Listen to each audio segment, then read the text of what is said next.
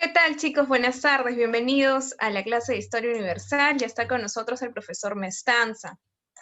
Buenas tardes, Marco, que ya envió su saludo de asistencia. Saulo, buenas tardes. Andrea, ¿quién más está por aquí? Israel, ¿cómo estás? Yara, Giovanna Sofía, Noemí, ¿qué tal? Buenas tardes con todos. A ver, ya estamos haciendo un buen número para empezar la clase. Les quería recordar, chicos, que hoy por la tarde, les había enviado la imagen ayer, hoy por la tarde tenemos recuperación de RM. Hoy a las 3:30 se conectan para recibir la clase de la semana pasada, que por inconvenientes técnicos no pudimos tenerla. Bueno, hoy a las 3:30 el profesor Melo va a estar a su entera disposición para poder dar la clase. Así que los espero a las 3:30. Vamos a compartir el enlace a esa hora para que ustedes se puedan conectar. ¿Sí? Buenos días, profesor Mestanza. Hola Katicita, ¿cómo estás? Buenas tardes con todos, buenas tardes muchachos. Espero que se encuentren bien, todos también estén de forma correcta a nivel de salud y nada, ya estamos listos para poder hacer un avance recontra violento, que el día de hoy nos toca pues un tema fijo de examen de admisión y ese hace referencia a Grecia, ¿no? Ya que ha venido constantemente el tema de Grecia. ¿Listo, Katicita? Entonces, a tu orden, avanzamos, por favor, me indicas. Sí, A ya ver, podemos chicos. empezar. Perfecto, Katicita, muchas gracias. Muchachos, a ver cómo están. Buenas tardes ya con todos. Quiero que por favor me confirmen si logran escucharme bien y logran observar la pantalla de forma correcta. A ver, rapidísimo. Buenas tardes, Danielito, ¿cómo estás, hijo? Ahí está, muy bien. Hola, Israel, ¿qué tal? Buenas tardes, Ramsés. Buenas tardes, Piero. ¿Cómo está Marquito Yikawa, Noemí? Ahí está. Joanita, Jennifer, Nadine Rosales, buenas tardes. Bueno, muy bien, me indica todos que sí se logra observar de buena manera. Está con la resaca, me dice Saulo. Imagínate, hoy el día hemos celebrado en sí tu cumpleaños, hijo. Muy bien, muchachos. A ver, ¿cómo están? Nada, no hay resaca, hijo, todo tranquilo. Con frío, sí, un poquito, porque el clima pues está medio loco. Estamos viviendo un tiempo relativamente muy cambiante, así que hay que abrigarse, no se descuiden. Yo sé que han sentido calor, pero ya saben que ese calor es engañoso. Muy bien, así como tu ex. Listo, señores, empezamos rapidísimo. El tema de hoy, justamente vamos a trabajar Grecia, ¿correcto? Vamos a trabajar Grecia en dos partes. Esta primera parte de Grecia es la parte inicial, donde vamos a conocer tanto la ubicación geográfica y el desarrollo de los dos pueblos más importantes de Grecia, donde estaríamos hablando de Esparta y Atenas. Empecemos conociendo lo que viene a ser Grecia, ¿no? Geográfica, económicamente. Si nosotros vemos, Grecia se ubica en la península de los Balcanes, en la región oriental de Europa. Esto que ustedes ven acá, a esto se le llama la península de los Balcanes. ¿Qué es una península? A partir de hoy quiero que conozcan ese detalle importantísimo. Una península es una parte de ¿qué? Del continente que se encuentra rodeado de mar.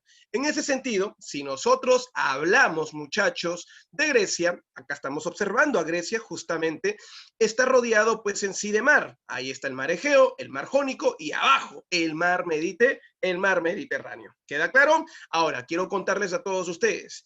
Los griegos iniciaron su historia, correcto, en una región. ¿Cuál es esa región? La región de la isla de Creta. Repito una vez más, la región de qué, muchachos? De la llamada isla de Creta. Correcto. Entonces, quiero que observen todos ustedes. Esta es la llamada isla de Creta.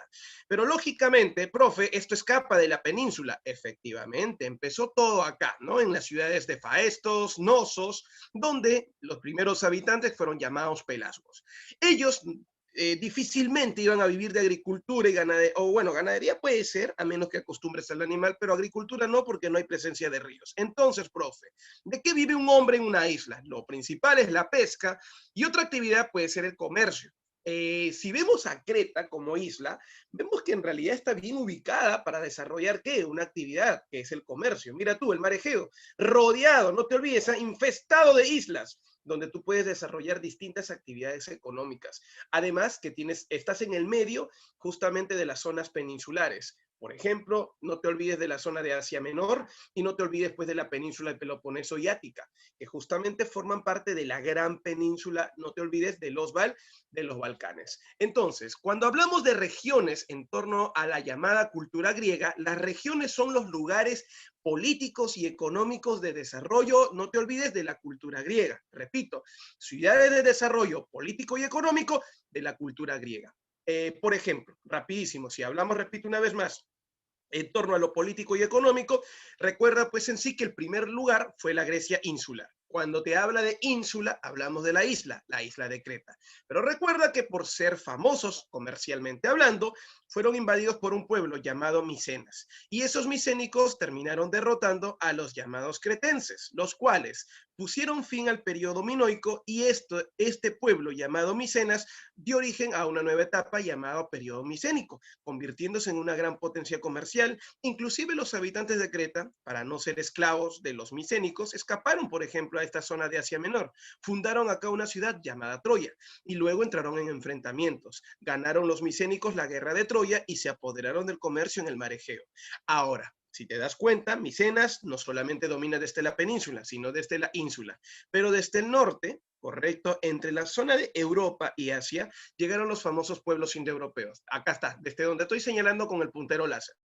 Esos pueblos indoeuropeos, ¿qué cosa traían? Traían el hierro. Y ellos, lógicamente, eran superiores a nivel militar que los llamados micénicos, apoderándose así ya no solo de la isla, sino principalmente de la península. Y es por ese motivo que la península, repito una vez más, la península termina siendo dominada no solamente por un pueblo, sino por dos pueblos más. Primero son los dorios, que introducen el hierro y se ubican en la península del Peloponeso. Ellos decían ser descendientes ¿de quién? De Ares, de Heracles. Y de esta manera, ellos eran un pueblo netamente guerrero. Luego llegaron los jonios, que invadieron la península ática, ya no la península del Peloponeso, sino la península ática. Muy bien, y ellos decían ser descendientes de la diosa Atenea, la diosa de la sabiduría. Luego llegaron también los eolios, los cuales dieron origen ¿a quién? Dieron origen a Tebas. De esta manera, no te olvides, por favor, ellos también darían origen pues a un nuevo pueblo. Si nos damos cuenta, repito una vez más, si nos damos cuenta, la zona peninsular propiamente dicha ha sido tomada ¿por quién? Por los pueblos indoeuropeos. Primero porque eran regiones fértiles, propias para la agricultura, propicias, perdón, para la agricultura y también para la ganadería. Ahora, los que van llegando después, como dicen, ¿no? Si llegaste primero, te sientas adelante. Si llegaste último, te sientas atrás. Mira, por ejemplo, los últimos pueblos que llegaron ya fueron los fundadores, pues, ¿de quién?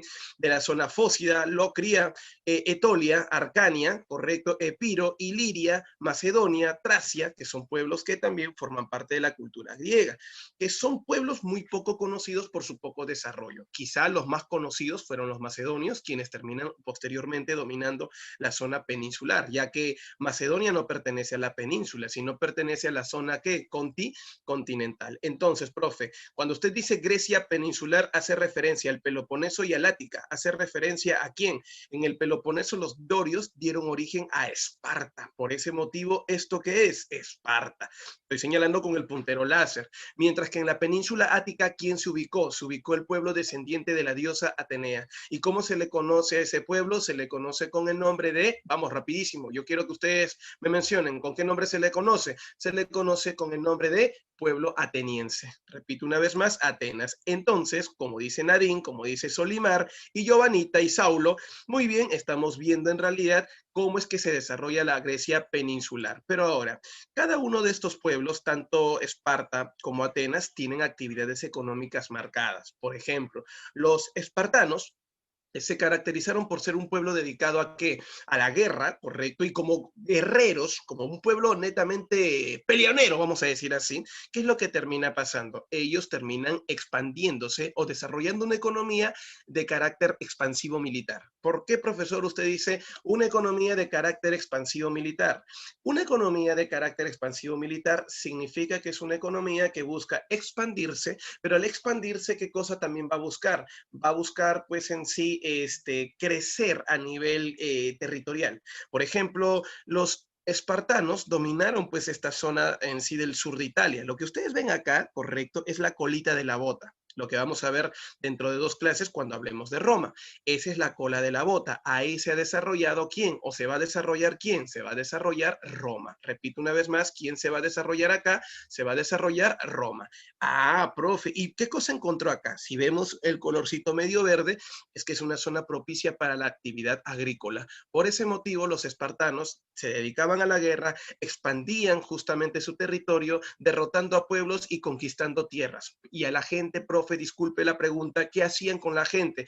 A la gente en este caso, no los, vamos a decir de esta manera, ¿no? No los dejaban libres, sino que los volvían sus esclavos. Eso era lo que terminaba pasando con aquellos que eran dominados por Esparta. Es por ese motivo que a esta zona sur de Italia se le conoce pues con el nombre de la Magna Grecia o Grecia Magna, que es el dominio de quién, muchachos, de los espartanos. Profe, si Esparta se expande por el mar Jónico hacia el sur de Italia y de esta manera nace la Magna Grecia, ¿cuál es la otra Grecia? La Grecia insular es grande. La Grecia insular, no te olvides, domina toda la zona de Asia Menor.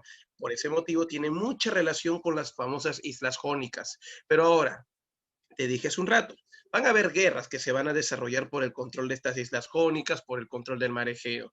Pero en el norte hay pueblos que están creciendo y uno que se volvió muy famoso y conocido, ¿quiénes son? Ah, ya, vienen a ser pues los macedonios, ¿correcto? Los cuales dominaron desde la zona continental y ellos lograron derrotar después que Esparta y Atenas se enfrentaron en una guerra en el siglo V a.C. llamada Guerra del Peloponeso, que va a ser nuestro tema de la próxima semana. Entonces, profe, Macedonia no es ni de la Grecia insular, no es de la Magna Grecia que está al sur de Italia, y no es de la Grecia ni peninsular ni insular, sino es de la Grecia continental. Por tal motivo, señores, vemos en realidad cómo es que Grecia se termina expandiendo. Ahora, Macedonia es el pueblo que logra fusionar la cultura griega con la cultura oriental, y producto de ello es que nace el helenismo. ¿Quedó claro? Ahora, pregunta para todos ustedes. ¿Es normal y es lógico que un pueblo, correcto, que un pueblo nazca dentro de un territorio siempre y cuando el territorio sea qué? Siempre y cuando el territorio sea próspero, sea productivo. Y es por ese motivo que la mayoría de pueblos justamente peleaba, ¿por qué? Por buscar tierras fértiles y por buscar lugares donde exista presencia de agua. ¿Para qué, profe? Para poder desarrollar 2 actividades importantes, la agricultura y ganadería.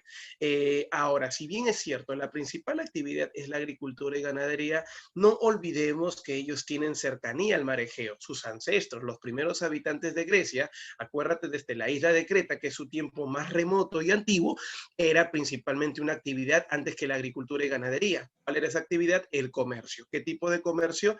El comercio marítimo. Entonces, muchachos, en resumen, ¿qué cosa estamos viendo acá en Grecia? En sí, a un pueblo económicamente estable que basa su economía en la agricultura y ganadería. Su actividad quizá más importante, la antigüedad que ya tienen, es el comercio. Ahora, chicos, si nosotros nos damos cuenta, en la clase pasada hemos hablado de Mesopotamia y de Egipto. La mayoría de pueblos que son contemporáneos a Mesopotamia y Egipto eran pueblos ubicados en la zona oriental, llámese China, India, llámese hebreos, fenicios, persas, ¿cierto? Entonces, yo te hago una pregunta. Si nos damos cuenta, la primera cultura de Occidente termina siendo Grecia. ¿Sabías tú que por ese motivo Grecia es considerado, es llamado, ¿qué cosa? A Grecia lo van a llamar, a Grecia se le va a conocer con el nombre de ¿qué? El nombre de cultura matriz. Repito una vez más, ¿cómo lo van a conocer? ¿Cómo lo van a llamar? Cultura matriz. ¿De dónde? Es la cultura matriz de Occidente. Es la cultura madre. Es la primera gran cultura de Occidente. Pregunta, muchachos, hasta acá. ¿Me dejo entender? Chicos de la Academia Mega. Pregunta, hasta acá. ¿Me dejo entender? Bien, muy bien, muchachos. Gracias, gracias en sí, Marquito. Gracias, Daniel. Gracias, Solimar. Gracias, Jennifer. Muy bien, Noemi. Perfecto. Entonces, una vez que ya estamos viendo, correcto, un buen avance y ustedes me están entendiendo, entonces paso a hacer la primera pregunta de la clase de hoy. Pregunta para mi estimado grupo de la Academia Mega. Quiero hacerles una pregunta simple. Muchachos, ustedes, futuros cachimbos, me van a responder la siguiente pregunta. Todos, ¿eh? A ver, si hablamos acerca de Grecia y estamos hablando de una cultura importante como es esta Grecia, pregunta para todos ustedes, señores, ¿qué clase social, así rapidísimo, y solamente te pongo claves, pueblo o nobleza, ¿Cuál de los dos se ve beneficiado con la agricultura y ganadería? Rapidísimo. Entre el pueblo y la nobleza, ¿cuál de los dos se ve beneficiado con la agricultura y la ganadería? A ver, hice una pregunta súper simple.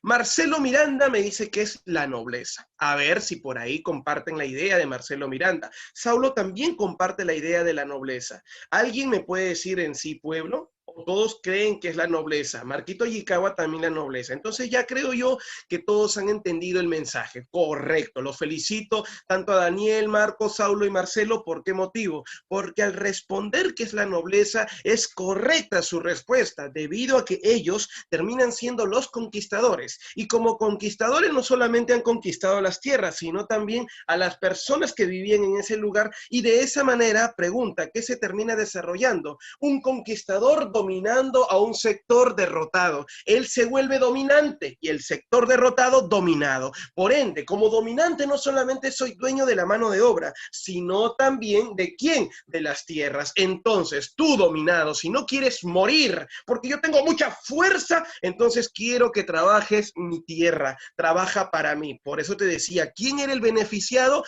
La nobleza, el conquistador, al cual tú lo vas a llamar aristocracia terrateniente, ¿correcto? Ahora, Saulo me hace una pregunta, profesor. ¿La helenización no se inició después de las guerras púnicas? Hay que recordar que la helenización, si hablamos acerca, pues en sí del contexto, las guerras púnicas se desarrollaron entre el siglo III y el siglo II.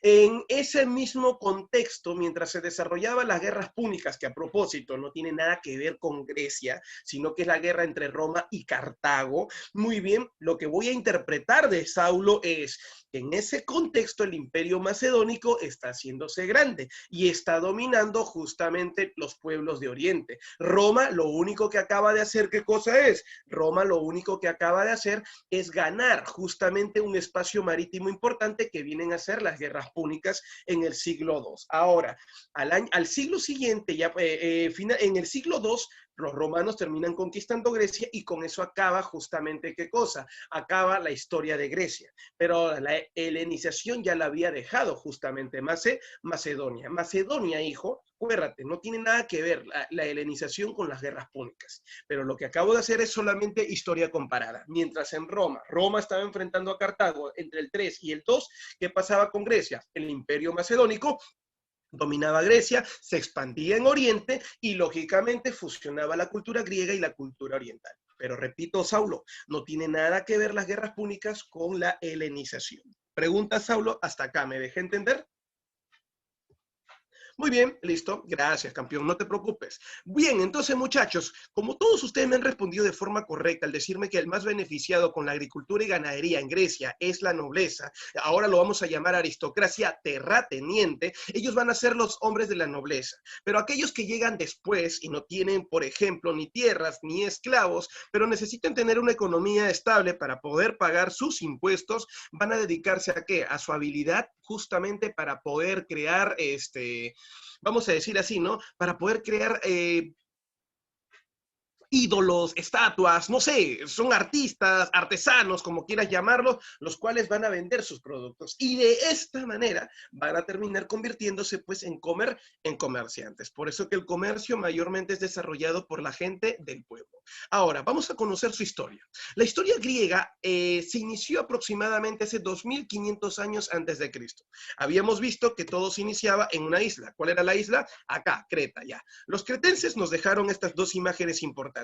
Primero, la llamada portada de ¿qué? De Knossos, ¿correcto? Ciudad capital del llamado de la isla de Creta. Y también la pintura de Faestos, que es una pintura donde vemos a un hombre justamente practicando la famosa corrida de ¿qué? La llamada corrida de toros. Primero, ¿por qué motivo se practicaba la corrida de toros? ¿Qué, profe? ¿Ya habían fiestas patronales así como en el Perú que les gusta hacer pues en realidad corrida de toros? Muy bien, Saulo. La tauromaquia es en realidad la actividad que ellos practicaban de tiempos remotos, o sea, donde nació la corrida de toros o tauromaquia, justamente viene a ser en la isla de Creta.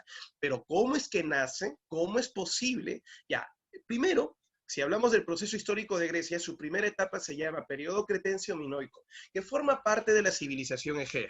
para ti, futuro cachimbo, alumno de la Academia Mega, quiero contarte lo siguiente. Futuro cachimbo, tú tienes que saber en realidad que el periodo cretencio-minoico pertenece a una civilización. La civilización egea, que quiero que lo apuntes por favor, es la primera civilización de Occidente, que lógico pertenece a la civilización ancestra de ¿quién? Repito, a la civilización ancestra de los llamados ¿qué? A la civilización ancestra de los llamados griegos, ¿correcto? Ahora, quiero contarte algo. Se le llama periodo cretencio-minoico. ¿Por qué lo llaman minoico? En honor a los reyes. Todos ellos se llamaban minos. Si tú encuentras sus tumbas de estos reyes, hay algo semejante en todos ellos, que todos tienen el mismo significado. ¿Me dejo entender? Entonces, no es que tenían un nombre en específico. Uno se llama, pues no sé, Saulo, el otro se llama Daniel, el otro se llama Joel Mestanza, no. Sino que a todos se les conoce con el mismo nombre y ese es Minos. Y en torno a qué nació el nombre de Minos, por qué se llamó minoico el periodo, cretencio-minoico. Se le conoce así porque la historia que narra el origen de esta cultura es la historia del bien contra el mal, la historia de la humanidad luchando contra los seres, pues en realidad, no sé si ustedes se acuerdan, de la famosa leyenda del Minotauro, donde Teseo, quien sería considerado el primer rey de este pueblo, terminaría cortándole la cabeza a quién, al Minotauro. Y en honor a ello, las corridas de toro justamente hacen referencia a cómo el hombre llegó a vencer a quién, al salvaje, y de esta manera se civilizó y logró establecer una población. Por eso que su importancia, ¿cuál es? La base de la civilización griega. Su historia relacionada netamente con ¿qué? Con el aspecto mitológico, legendario. Por ese motivo no hay mucha prueba acerca de esta etapa. Solo hay pocas pruebas, solamente hay pocas evidencias. El principal investigador se llama Arturo Evans. Quiero que lo apuntes, por favor. Él viajó hasta la isla de Creta, donde encontró que los habitantes, todos ellos eran llamados pelasgos. Por eso que los primeros habitantes de Grecia, apunta y nunca te olvides, son llamados pelasgos. Característica es que ellos, como dice su nombre, eran pelados, ya que para diferenciarse de otros comerciantes, ellos se rapaban el cabello, quedaban completamente calvos y así los llamaron con el nombre de pelasgos. Otra característica importante de este pueblo es que ya tenía un tipo de escritura llamado la escritura lineal A. Cuando ellos escribían, lo hacían hacia abajo. Por ejemplo, esto que dice proceso histórico, en vez de escribirlo de forma horizontal, yo lo estaría escribiendo de forma vertical. Profe, como los chinos, parecido. Así, señores, es la llamada escritura, que es la llamada escritura lineal A. Ahora, la política y la economía. El sistema político y económico que tenía el periodo cretencio-minoico se le llama talasocrático. De casualidad, ¿alguno de mis chicos de la Academia Mega sabe qué significa talasocracia? A ver, rapidísimo. Por ahí, ¿quién me puede ayudar? Rapidísimo, por favor. Ajá, a ver, vamos a ver. Muy bien, correcto. A ver, por acá Saulo habla de control marítimo, que está correcto, Daniel. Y ese es lo principal, creo yo, ¿no? Cuando dice el poder de las Comercio en el mar. colonias marítimas. Correcto, claro, sí, está bien. Comercio marítimo, poder de puertos. Y creo que la palabra, a ver, acá hay una persona que ha sido ya más específica, ¿no? Si bien es cierto, Danielito dice, profe, el poder de las colonias marítimas, como dice Marquito, el poder de los puertos. Y es que resulta que ellos eran comerciantes. Y mientras más puertos dominaban y comercializaban, vendían más y, lógico, ganaban más. Por ese motivo es que talasocracia significa el gobierno de las colonias, ¿qué? De las colonias marítimas. Aquel que lograba controlar la mayor cantidad de colonias, vendía más y ganaba más. Eso es en sí la llamada no se olviden por favor, la llamada talasocracia. Con todos ustedes, señores, estamos conociendo entonces de a poquitos justamente este periodo minoico. ¿Qué pasó con este periodo? Fueron víctimas de una invasión en el año 2300. ¿Quiénes los invadieron? Los llamados aqueos, los cuales dieron origen a un pueblo llamado Micenas. Los aqueos colonizaron la isla de Creta, expulsaron a algunos, muchos lograron escapar, pero aquellos que no lograban escapar terminaban convirtiéndose en esclavos. Es por ese motivo que otros al escapar se fueron pues a iniciar una nueva vida, a iniciar un nuevo pueblo. Así nació, por ejemplo, ciudades como Creta, nació la ciudad de ¿quién, muchachos? Tirinto, que son ciudades competencia, ¿correcto? Que escaparon de la isla de Creta. De esta manera, señores, se inicia un nuevo periodo, llamado el periodo creto-micénico, o simplemente micénico. Dejamos atrás el periodo minoico, a la etapa de los fundadores de Grecia, y pasamos a la etapa de ¿qué? Del periodo micénico. donde hemos visto un estado militar, lógicamente sometiendo a un estado comercial, a un estado religioso. Los micénicos ahora van a ser llamados los nuevos dueños del mundo Egeo. ¿Por qué motivo? Porque van a buscar dominar el mar Egeo. Para eso, ¿recuerdas lo que te dije, campeón? Te mostré el mapa. Vamos a volver a mostrar el mapa. Acá están los llamados micénicos. Ahí dice Micenas. Mira, mira, mira. Ahí tal. Arribita de Arcadia, Micenas. Ahí está Micenas. Te estoy señalando, hijo. Ellos dominan desde la zona peninsular a la isla de Creta, pero ahora se han enterado que los habitantes de Creta, algunos se han escapado acá, a la zona de Asia Menor. Ahí han fundado Troya. La pregunta es, quieren dominar el mar Egeo, pero para eso tienen que acabar con la competencia. Por ese motivo se dará una guerra que es conocida con el nombre de ¿guerra de qué? Se le va a conocer con el nombre de Guerra de Troya. Esa guerra, señores, solamente era conocida por leyendas, pero luego se convirtió en realidad gracias a que Enrique Schliemann, su principal estudioso, descubre la ciudad perdida de Troya. Encuentra una gran cantidad de ceniza que demostraría que lo narrado por el señor llamado ¿qué? Por Homero, en la llamada Odisea, ya en la última parte, pues en sí, comenta, ¿no? Que Ulises sale de la ciudad, ¿qué? De la ciudad incendiada de Troya. Eso simplemente, eso ha sido verificado por Schliemann. Schliemann, si bien es cierto, llegó a Troya, continuó sus estudios también en la isla de Creta y principalmente en Micenas, donde encontró que la actividad económica y política era la misma que tenían los minoicos. ¿Cuál, profe? La talasocracia, sistema basado en el control de colonias marítimas. Repito una vez más, talasocracia, sistema basado en el control de colonias marítimas. Pero algo que le sorprendió fue bastante, que cuando fue a Micenas encontró una gran estructura arquitectónica llamada la Portada de los Leones, una gran estructura, correcto, arquitectónica que daba ingreso a una ciudad.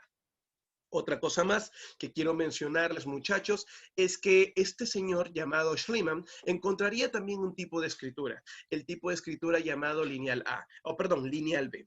El tipo de escritura lineal B se relaciona mucho con el símbolo consonántico que tienen los fenicios. Es por ese motivo, señores, que podríamos decir inclusive que la escritura lineal B nos deja 22 símbolos consonánticos. De esta manera estaríamos hablando ya no de un lenguaje ideográfico o iconográfico, como lo tenía Egipto, como lo tenía Mesopotamia. Entonces, profe, si ya no es ideográfico y tampoco iconográfico, ¿qué tipo de figura es? Con ustedes quiero comentarles que ahora lo que ellos nos van a dejar pues son netamente ¿qué? Una escritura no te olvides, fonética, que se basa en el sonido, se escribe en base al sonido de ¿qué? De la palabra, utilizando consonantes, pero todavía no conociendo totalmente las vocales. De esta manera, estamos hablando de una cultura más desarrollada. Ya sabemos, repito una vez más, por qué motivo Micenas es llamado también el nuevo dueño del mundo Egeo, porque le ganó la guerra de Troya, ¿correcto? Le ganó la guerra a Troya. Finalmente, ¿qué pasó con este pueblo? Vivía en la zona peninsular y en la zona insular, ¿correcto? Creta, y también dominaba Micenas desde la zona peninsular. Pero ¿qué pasó con este pueblo? En el año 1800 a.C., aproximadamente, ellos fueron invadidos. ¿Por quién, profesor? Fueron invadidos justamente por los, y no te olvides, por favor, terminaron siendo invadidos nada menos y nada más que por los llamados dorios, jonios y eolios, los famosos pueblos indoeuropeos, los cuales dieron origen a una etapa oscura, ¿correcto? Lo llaman homérico por la razón de que Homero, después del periodo greco-micénico, es el hombre que narraría, ¿correcto? Y sus discípulos escribirían la Ilíada y la Odisea. ¿Pero por qué periodo oscuro? Porque es la etapa donde se van a ¿qué? Se está dando la llegada de nuevos pueblos, pueblos extranjeros, que van a romper la cultura griega. A ver, hasta los dos primeros pueblos, tanto el periodo minoico como el micénico, hay una característica común que ellos nos han dejado. ¿Cuál es? La talasocracia, la actividad económica comercial. Pero con la llegada de estos invasores, esa llamada actividad comercial se va a reducir, porque ahora vamos a ver que ellos van a llegar con un objetivo. ¿Y cuál es ese objetivo? Van a llegar con el objetivo, y espero que todos ustedes no se olviden, con el objetivo de imponer un sistema basado probablemente en la guerra, caso espartano, basado en la parte intelectual, caso ateniense, y finalmente quiero comentarte algo, que tanto en Esparta y Atenas hay algo particular que se desarrolló, y ese fue el sistema de explotación de tierras. ¿Cómo es eso, profe? Voy a dejar de lado la actividad comercial en gran escala para pasar a una actividad más de carácter, ¿qué? Productivo autónomo. Por ese motivo, la importancia es que durante esta época, dorios y jonios, cuando se mezclan con los griegos, darán origen a las polis. ¿Por qué motivo a las polis? Polis significa ciudad-estado. Ciudad-estado, sí, una ciudad políticamente independiente. Ellos son los fundadores de Grecia. Todo esto, quiero que lo observes, todo esto es Grecia. Repito una vez más, todo esto es Grecia. Pero ¿cuál es el problema con esta Grecia, señores? Que ambos, escúchame bien acá, que ambos se van a ubicar en un territorio distinto. Ahora, si te das cuenta, la geografía, repito una vez más, la geografía de Grecia en sí contribuye. Profesor, ¿a qué contribuye la geografía de Grecia? A que se desarrollen de manera independiente. Por ejemplo, el Dorio invadió el Peloponeso, acá está, y está separado de la península ática por un puente, mira, por un puente de tierra. Por eso que en la península ática crece de manera distinta. Si bien es cierto, todo esto es Grecia, pero la geografía de Grecia contribuye a su desarrollo independiente. Por esa razón quiero contarte que se forman las famosas polis o ciudades-estado, ¿a cargo de qué? A cargo de los llamados oikos. ¿Qué es un oiko? Una familia. ¿Dónde se ubican ellos? En los Balcanes, ya que la zona de la isla era muy pequeña.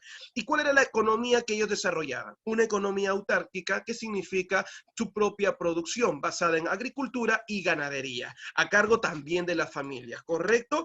Ahora, ahí está lo que te decía. Esta es la portada de los leones. La portada de los leones, campeones, para todos ustedes, si nos damos cuenta, es una estructura de arquitectura, no lógicamente, pues en sí de la cultura, ¿qué? De la cultura griega, muy bien, del periodo micénico, que para muchos inclusive tiene una semejanza, ¿no? Con la llamada estructura arquitectónica que tienen los incas. Mira tú, sus piedras superpuestas unas sobre otras. Pero lo que destaca principalmente es esto, ¿no? La imagen escultórica que ellos nos han dejado. Pero, profe, antes que los incas en el Perú también están los chavín, por ejemplo, con un tipo de estructura parecida, ¿no? Y en vez de leones teníamos pumas, claro, porque es el animal felino de la zona de los Andes del Perú. Esta es la llamada portada de los leones del periodo micénico. La máscara funeraria de Agamenón, imagínate, ¿no? El hombre que inició la guerra de Troya. Y esta es la escritura lineal B, encontrada pues en sí con una especie pues de piedra, y ahí está este tipo de escritura que ellos van a desarrollar y posteriormente se va a hacer famoso, ya que esta escritura ya no es de forma vertical, sino de forma horizontal. Si la escritura lineal A tenía 323 símbolos, correcto, por eso que es difícil de interpretar, esta solo tenía 22 símbolos consonánticos. Por eso que la escritura lineal B sí ha sido interpretada. ¿Queda claro? Listo. Ahora, vemos una imagen, por ejemplo, de lo que fue la guerra de Troya, ¿según quién? Según Eratóstenes. Muy bien, pero ahora, cuando ya se crearon las llamadas polis, muy bien, donde, por ejemplo, los dorios dieron origen a Esparta, donde los jonios, descendientes de la diosa Atenea, y en honor a ella, dieron origen a Atenas, y finalmente el llamado pueblo de los eolios daría origen a Tebas, quiero contarte que ellos, todos ellos, pregunta, van a empezar a desarrollar un estilo particular de cultura en un periodo llamado el periodo arcaico. El periodo arcaico es la etapa de consolidación y desarrollo. Vamos a ver que en este periodo ya están en pleno crecimiento. Ya dejaron el roche de ser el invasor, de ser el extranjero, y ahora se sienten como tal, como griegos. En esta época se promueve una economía comercial e industrial correcto en cada una de las colonias. Listo. La sociedad ya se demuestra claro que es clasista, que hay clases sociales, un dominante y un dominado, y que es esclavista. Que las personas que pierden su libertad, pierden su derecho, no te olvides, y son llamados esclavos. En torno a la política, ya sabemos que durante esta época, ya las polis que ya existían como tal, ahora van a ser dirigidas por quién. Se va a establecer quién lo va a dirigir. Y lo normal eran las polis aristocráticas, las polis o ciudades que son gobernadas por quién, por la nobleza. Ahí está Atenas, Esparta, Tebas, Corinto y Macedonia. Ahora, ¿qué conflictos se dieron durante esta época para poder dominar toda esa parte que usted, profe, llamó Grecia, que es la península de los Balcanes? Las guerras de expansión, por ejemplo, en territorio de Bizancio, a las orillas del Mar Negro, en Tarento, Nápoles, Ampurias, Marsella y Síbaris. Nápoles es en Italia, eso fue de los espartanos para poder dominar lo que hoy en día llamamos lo que era llamado, disculpa, la Magna Grecia. Ahora, ellos, todos los invasores que dominaron justamente este territorio, lo hicieron ¿de qué manera, muchachos? Lo hicieron de una manera particular, ¿no? ¿Y cuál es esa manera particular que ellos lo hicieron? Quiero comentarte que durante esta época, estimado y querido alumno, ellos, si bien es cierto, fueron polis, ciudades-estado que tenían un desarrollo independiente, solo tenían algo en común en su vida. Solo había algo que lograba unir a todo este pueblo. Y ese algo, ¿qué cosa es, muchachos? Para que ustedes no se olviden, para que ustedes no se confundan, espero que por favor quede claro esto, ¿no? Lo único que a ellos los unía era nada menos y nada más que la religión. Correcto, Saulo, muy bien. Solo la religión los unía. Y bueno, si hablamos de la religión, el dios más importante de ellos es Zeus, es su papi, su Miki, su rey. ¿Sabías tú que en honor a Zeus se desarrollaba justamente pues una actividad particular de este pueblo?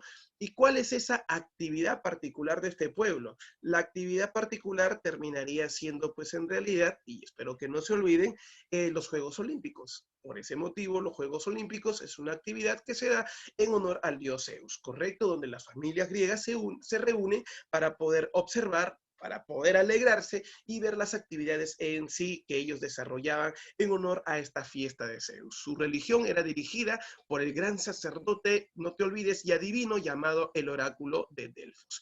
Solimar me pregunta, aún estando en guerra, profe, a ver, Solimar, si hablamos de la religión, estando en guerra muchas veces también se tenía que respetar.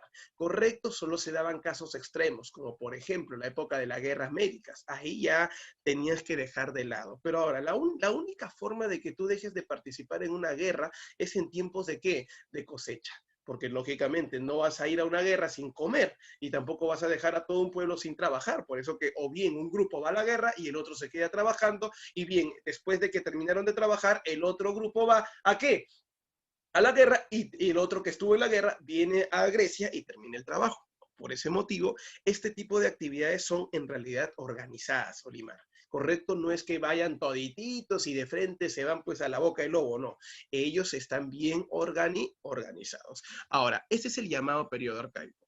El periodo clásico. ¿Por qué motivo es importante, señores, para todos ustedes? Porque ya se formaron las polis, ya tienen un sistema político estable. Ahora lo que viene es en sí su expansión. El periodo clásico es la etapa de consolidación en base a lo económico, en base a lo cultural. Resulta que es la etapa de apogeo económico porque van a ganar una guerra importante en su historia, las guerras médicas. Por eso que en el periodo clásico encontramos las guerras médicas, griegos contra persas, ganando y dominando el mar Egeo y Asia Menor. A nivel militar, son considerados el mejor ejército y a nivel cultural, recuerda que gracias a las guerras médicas, Atenas se hizo, pues, vamos a decir de esta manera, ¿no? Se hizo o se convirtió en la polis más importante de Grecia. Al convertirse en la poli más importante de Grecia, ¿qué es lo que termina pasando? Este termina creciendo y al crecer, correcto, y espero que todos ustedes no se olviden, ¿qué es lo que se termina desarrollando? En la historia nos contarán, correcto, en la historia nos contarán que ellos, como empiezan a vender más y a ganar más, ese dinero que acaba de ingresar a su cajita, muy bien, adivina qué van a hacer, lo van a invertir en cultura. Que recordemos que los atenienses son descendientes de la diosa Atenea, diosa de la sabiduría. Eso, hijo, correcto, que va a permitir un alto desarrollo cultural. ¿Y eso con qué nombre se le va a conocer o cómo se le va a llamar? Con ustedes. Acuérdense en sí, se le conoce o se le llama como, ¿se acuerdan? Vamos, vamos muchachos, yo sé que ustedes pueden. ¿Cómo se le va a conocer? ¿Cómo se le va a llamar? Se le va a conocer, se le va a llamar con el nombre de ¿qué? A siglo de Pericles. ¿Sí se acuerdan del siglo de Pericles? Buena, Marquito Yikawa, correcto, Danielito, ahora sí. Estamos hablando del siglo de Pericles, que es la etapa, pues en sí, donde vamos a hablar del apogeo cultural, pero eso será para la próxima semana, cuando ya hablemos de manera que particular de la etapa de guerras y las consecuencias de las guerras. Ahora, vamos a conocer a Atenas, correcto. Hablemos primero de Atenas. Es un pueblo que se ubica en la península Ática, a las orillas del río Cefiso. Repito una vez más, Atenas se ha ubicado en la península Ática, a las orillas del río Cefiso, a las orillas también del mar Egeo. Acuérdense en realidad que entre Esparta y Atenas, el mejor ubicado a nivel territorial, con cercanía al mar, es Atenas. Pero, profe, Esparta también tiene mar, sí, pero un mar un poco comercial. El que está más cerca al mar comercial es Atenas, el mar Egeo. Por ese motivo, el puerto comercial más importante de toda Grecia está en Atenas. ¿Cómo se le llama? Apunta, por favor. A ese puerto comercial se le conoce con el nombre de Pireo. Repito una vez más, puerto del Pireo. Todo rapidísimo. ¿Cómo se llama? Puerto del Pireo. Cuando se habla de esta cultura, los atenienses tienen un origen cultural. ¿Se relaciona con qué pueblo? Se relaciona con el pueblo de los jonios.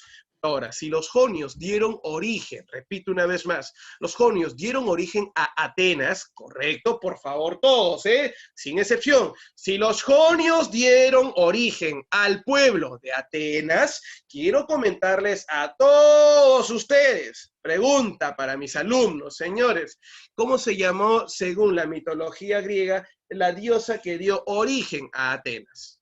A ver. Pero hace rato lo venimos comentando. Buena Marco, muy bien Ruth. Ahora sí, mi grupo en general, Nadine, Solimar y Marcelo, es nada menos y nada más que Atenea. Por tal motivo, hablamos de un origen cultural, que son los jonios, y un origen mitológico, que es la diosa Atenea. Muy bien, muchachos, los felicito por eso. Ahora, los jonios, como invasor, ¿qué hicieron? Conquistaron una tierra. ¿Qué hicieron con la gente que vivía antiguamente en esa tierra? Los derrotaron y los esclavizaron. De esta manera, vamos a ver que ellos, los llamados, ¿qué? Los llamados conquistadores, son los amos y señores de la agricultura y ganadería. Son los más beneficiados. Una cosa es quién trabaja y otra cosa es el beneficiado. El beneficiado es la nobleza, como todos ustedes me dijeron. Su economía inicial fue la agricultura y ganadería.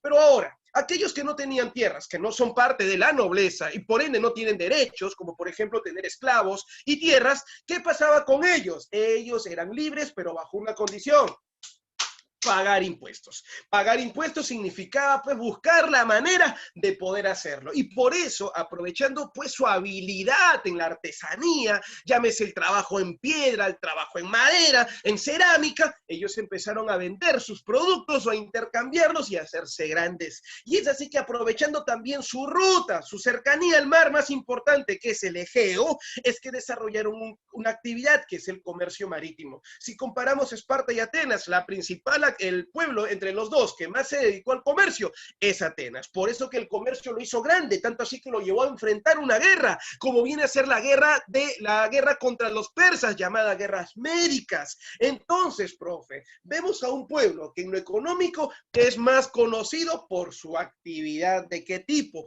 Por su actividad comercial. Pero eso no quiere decir que no desarrolla agricultura y ganadería, porque esa actividad lo desarrolla ¿quién? Lo desarrolla. Si hablamos de agricultura y hablamos de ganadería, esa actividad lo termina desarrollando nada menos y nada más que ¿quién, muchachos? Lo termina desarrollando nada menos y nada más que los llamados, ¿qué, muchachos?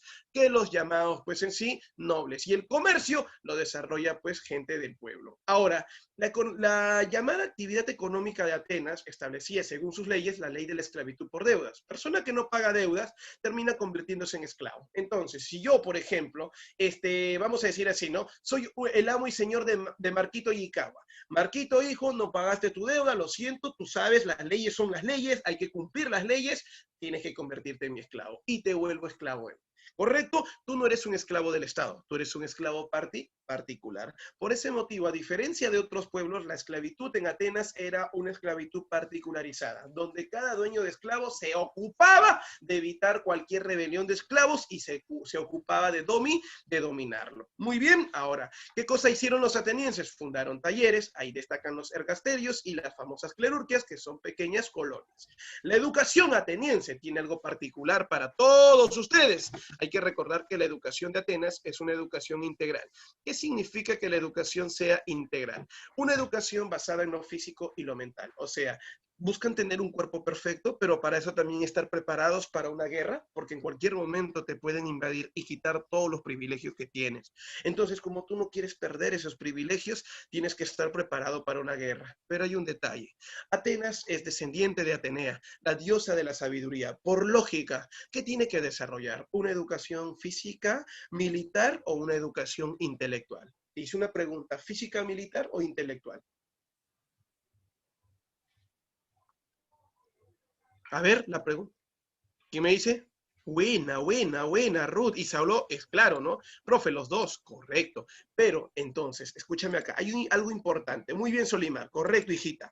Quiero comentarles a todos ustedes. Si bien es cierto, hablamos de una educación física mental, donde lo físico es para estar preparados para una guerra y tener un cuerpo perfecto, acá en Atenas, ellos no buscaban, pues, a ver, ser chicos, esto es guerra. Porque acá la belleza no se observa solo en la parte corporal.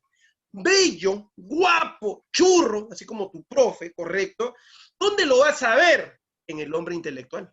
Aquel que tenga mayor conocimiento es para ellos, correcto, para el ateniense, correcto, el hombre pues en sí perfecto. Si no tienes conocimientos, puedes tener un buen cuerpo, físicamente eres mejor, pero simplemente no serás considerado pues una persona importante. Ahora repito, ¿entiendes por qué motivo, amigo? Es que en Atenas muchas veces se decía, y eso lo puedes ver en obras como La República de Platón, decían que los militares no tenían por qué gobernar, porque su protagonismo solamente era físico, no era mental. Por eso decían ellos que los filósofos deben gobernar. Por eso quiero contarte que la educación de Atenas era física y mental, pero destacaba como mayor actividad justamente la actividad mental, la actividad que solamente, escúchame bien, te ayuda a razonar y a pensar. Ahora quiero contarte que esta educación se impartía a todos los atenienses, a todos los hombres de la nobleza. Profe, hombres, y eso quiere decir que varones, y bueno, creo que el término correcto sería varones, y la mujer, así seas de la nobleza, tú no recibías educación, hija. ¿Y por qué motivo no recibías una educación como tal? Porque recuerda que el objetivo de la mujer solamente es procrear y la atención al marido.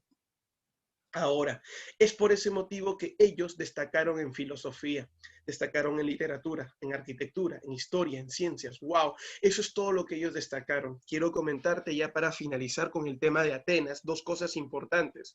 Acá en Atenas, la educación ha contribuido a algo. Si bien es cierto, los nobles dieron en sí, fueron los privilegiados con recibir educación, ¿sabías que un grupo de nobles, correcto, que no tenía protagonismo político, muy bien, ¿qué hicieron? Empezaron a vender su educación. Pero, profe, ¿quién le va a comprar educación a un noble? Si usted me quiere decir que otro noble va a pagar por educación, estaría equivocado, porque usted hace un rato acaba de decir que todo noble, ya por ser descendiente de los jonios, por ser noble nada más, ya por derecho recibe educación. Efectivamente, por derecho recibe educación, pero hay un pequeño y hermoso detalle que tengo que comentarles a todos ustedes, amigos, estimados alumnos, futuros cachimbos. Todos ustedes tienen que entender algo. Si bien es cierto, acá hay un punto importante. Ellos no están vendiendo educación a los llamados, ¿qué? A los nobles, sino a aquel que pueda pagar su educación. Y en este caso, ¿quién es? Buen punto. Viene a ser pues en sí el comerciante. El comerciante es parte del pueblo. No tiene pues acceso a educación, pero sí tiene el dinero para poder pagarlo. Por ese motivo vamos a ver a dos clases cultas, comerciantes y nobles. Y por esa razón, como son comerciantes y nobles, ahí se viene un punto pues en sí que nosotros debemos llegar a concluir. La educación intelectual permite el desarrollo de la razón y el conocimiento. Entonces, muchachos, para todos ustedes, repito, para todos ustedes, ¿qué es lo que termina pasando?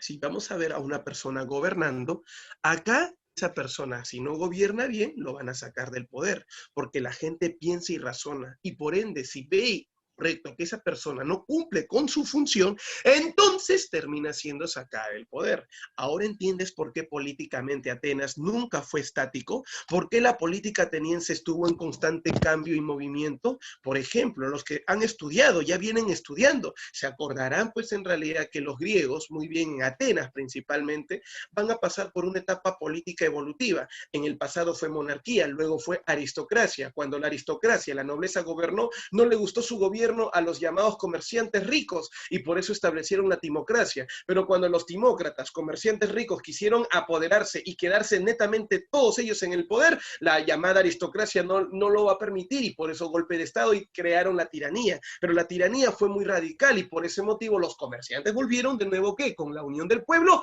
a llegar al poder a través de la democracia. Ah, profe, entonces, en realidad, una consecuencia de la educación intelectual de Atenas, de esa educación cosmopolita que abre tu mente, es que va a producir cambios políticos. Sí, en Atenas, señores, la política va a estar en constante cambio debido a la educación que ha recibido su población. ¿Quedó claro hasta acá, muchachos? Entonces, eso es en torno a Atenas. Muy bien, claro, fueron los sofistas los que empezaron a lucrar con la llamada educación. Ahora Solimar me pregunta algo. Gracias, Pierito, por tu participación. Me dice, una duda, profe, si en Atenas es muy grande el machismo, ¿por qué motivo tienen de Dios a una mujer, que en este caso es Atenea? Muy buena pregunta. Recuerda que los dioses, hijo, los dioses, muy bien, si bien es cierto, hay mujeres y hay varones, pero hay un detalle importante. No se trata, pues, en realidad en sí de los, los dioses son dioses, como dice, pues, hija, sino que hay un detalle importantísimo que todos no debemos de olvidarnos. Es una sociedad machista, lo pone a cada grupo en su lugar. Porque tú te imaginas que una mujer tenga participación política. Las mujeres, hijo, las mujeres, inclusive para muchos griegos atenienses, no tenían una condición, pues en realidad, suprema, ¿no? Era ni puedas tener como Dios, inclusive Afrodita, etcétera. Los dioses son dioses nada más, solamente son símbolos de algo, pero no representan, repito una vez más, no representa el hecho de que una mujer, correcto, sea diosa y más de la sabiduría, no significa que toda mujer va a terminar siendo, pues en realidad, ¿qué cosa? Va a terminar siendo, vamos a decir de esta manera, ¿no? También siendo, pues, parte de la política, ¿no? Porque si no diríamos, su profe, si la diosa Atenea es la diosa de la sabiduría, las mujeres deberían ser las que gobiernen, ya que no decían que los inteligentes tienen que gobernar, así era la situación, sino que, como quien dice, ponen en su lugar a cada uno en sí que ellos consideran debe estar en un punto. Muy bien, pregunta Solimar, me dejó entender entonces. A ver, vamos a poner otro ejemplo. Hay un dios que representa aquí a los comerciantes, que es Hermes. Me dejó entender, protector de los comerciantes y todo lo demás. Pero eso no quiere decir que porque los comerciantes llegaron al poder, hija, vamos a decir que van a cambiar de dios más importante, ¿no? A ver, yo comerciante tengo como dios protector a Hermes. Entonces, si yo llego al poder, vamos a decir acá, ¿no? Voy a superponer a Hermes sobre tal dios. Ejemplo, sobre Zeus. Yo no puedo hacer eso. Entonces, en el caso de los dioses no podemos comparar tanto el aspecto político, el aspecto económico y el aspecto social. ¿Listo? Muy bien, Solimar. Gracias, hija. Ahora, vamos con la sociedad. ¿Cómo es la sociedad, muchachos? La sociedad es clasista. Arriba están todos los que son netamente griegos. Los que poseen derechos son los que están en el celestito. ¿Quiénes son? Aquellos que son ciudadanos nacidos en Grecia. Ahí están los eupátridas. Punta al costado, son la nobleza. Eupátridas son la nobleza. Están los llamados demiurgos, que son los comerciantes nacidos en Grecia. Repito una vez más, comerciantes nacidos en Grecia, llamados demiurgos. ¿El demiurgo quién es? El comerciante nacido en Grecia. Profe, ¿y el tete quién es? Es el llamado campesino nacido en Grecia. Todos ellos tienen rango de ciudadanos y por ende tienen ciertos derechos. Todos son libres, pero lógicamente la diferencia está en que el eupátrida es el que es el libre con privilegios. No paga impuestos y al contrario, cobra los impuestos. Pero el comerciante y el tete, el demiurgo y el tete, sí tienen que pagar impuestos porque son personas libres pero sin beneficios, ¿correcto? Ahora, los que sí no tienen absolutamente nada son los extranjeros, que son libres a cambio de pagar impuestos. Muchos de ellos venían, por ejemplo, también para vender productos. Allá en Atenas, a los llamados extranjeros se les llama metecos. Y finalmente, destacan los doulios, las personas que se han convertido en esclavos. ¿Cómo son convertidos en esclavos? Por deudas. No pagaban su deuda, entonces terminaban convirtiéndose en ¿qué? En esclavos. Pregunta hasta acá. ¿Alguna duda? Pregunta, ¿me dejo entender hasta acá? Chicos, muchachos, niños de la Academia Mega, ¿me dejo entender hasta acá? Muy bien, campeones. Listo, Ruth. Gracias, Daniel. Gracias, Israel, Marcelo, Marquito y Daniel. Correcto, muchachos. Gracias, gracias, gracias. Ahora sí, continuamos. Entonces, todos ellos, repito una vez más, ¿qué cosas son, muchachos? Todos, todos, sin excepción. Muy bien, correcto. Ah, ya. Saulo dice, yo pensaba que los metecos eran los comerciantes. ¿Había algún tipo de moneda o hacían trueque? No, hijo. Ya desde de la época, pues en sí, de los llamados que, de los conocidos con el nombre, pues en sí, de minoicos, de los llamados micénicos, ya había un tipo de moneda, hijo. ¿Correcto, Piero? Ya había un tipo de moneda. Ahora Saulo me dice, profe, yo pensaba que los metecos eran los comerciantes y los tetes. No, los comerciantes, correcto, son los llamados ciudadanos de allá, pues en sí, de Atenas. Ahora, como los metecos también son comerciantes, pero la diferencia está en que ellos son extranjeros, personas que llegaron después y a cambio de no ser esclavos pagaron por su libertad, es que muchas veces se les pone pues en clases, ¿no? Por ejemplo, en clase presencial, para no confundirnos y también para ahorrar espacio, decimos ya, ellos son los llamados comerciantes o las personas libres, ya, muy bien. Ahora, y de ahí marcábamos la diferencia, ¿no? Unos son ricos y otros son pobres. Los ricos son los comerciantes llamados demiurgos y los pobres son los llamados campesinos conocidos con el nombre de tetes. ¿Quedó claro hasta acá? Ahora sí, Saulo. Saulo, pregunta. Listo. Ah, claro, hijo, ya sabes. Toda persona que tenga dudas, justamente yo estoy acá para poder resolver esas dudas. ¿Correcto? Listo. Ahora, ya, profe, y ya me mostró esa pirámide social. Ya, ahora te voy a mostrar una imagen clara, ya con imagen. Veamos acá la cabeza. Los que son ciudadanos son los nacidos en Grecia, en Atenas principalmente, los eupátridas, por ejemplo, y ahí están los llamados comerciantes y también los campesinos llamados tetes. Muchos de ellos, cuando había guerra, se convertían en soldados. Ahí están los ciudadanos. A una mujer no se le consideraba ciudadana. ¿Por qué? Porque no poseía derechos. ¿Qué tipo de derechos, muchachos? Por ejemplo, no poseía el derecho político y participación en la educación. Algunas podían recibir una educación hasta cierto punto, pero no van a ser, pues, en realidad privilegiadas con cargos políticos. Los esclavos eran todas las personas que perdían su libertad y perdían, pues, lógicamente sus derechos, por eso no son ciudadanos. Y los extranjeros eran libres, pero con la condición de pagar impuestos. Algunos, como este comerciante, por ejemplo, podía ser libre, y otros ya llegaban para ser servidores de quién, de la nobleza. Por eso no ciudadanos y ciudadanos. ¿Qué diferencia hay entre un no ciudadano y un ciudadano? Que el ciudadano tiene derechos, ¿correcto? Y beneficios. En cambio, el que no es ciudadano simplemente es como que vive, pero sin tener participación activa, quizá en lo político y en lo económico. Ahora, causa de la educación, te dije que es la evolución política. La política ateniense nunca fue estática, sino que estuvo en constante cambio y en constante movimiento. Por esa razón, futuro cachimbo, vemos en realidad que inicialmente eran una monarquía. Mono, uno, arquía, rey. Gobierno de un rey. Consiste en el que, muchachos, en el que un monarca gobierna y unifica las tribus. Cuando llegaron inicialmente los atenienses, llegaron en forma de tribus y ellos al llegar, lógicamente, ¿qué hicieron? Establecieron un sistema de gobierno, el sistema de gobierno monarcal que tuvo como primer rey, ahí está, te presento, él es Teseo. Teseo es el primer rey de ¿quién? De Atenas. Él, señores, gobernó bajo un sistema político hereditario. ¿Qué significa hereditario, profesor? Significa que cuando él muera le deja el poder a su hijo muere, le deja el poder a su llamado sucesor, y así de manera consecutiva. Pregunta, tú, alumno mega, acuérdate, mega alumno, futuro cachimbo, acuérdate, hijo. Yo te pregunto algo. ¿En qué afecta ese sistema político hereditario a la sociedad noble de Atenas? A ver, es una pregunta simple, ¿eh? ¿En qué afecta ese sistema hereditario a la sociedad noble de Atenas? Ajá, mira, mira, mira, ya me está respondiendo. En sus intereses por gobernar, profesor, me dice Saulo. ¿Ustedes qué dicen? A ver, por ahí Marcelo, por ahí Marquito, ¿qué dice Piero? Daniel, ¿qué dice Nadine, Amy? A ver, alguien por ahí. Pero está recontra fácil, ¿ah? ¿Sabes en qué afecta? Ah, claro, muy bien.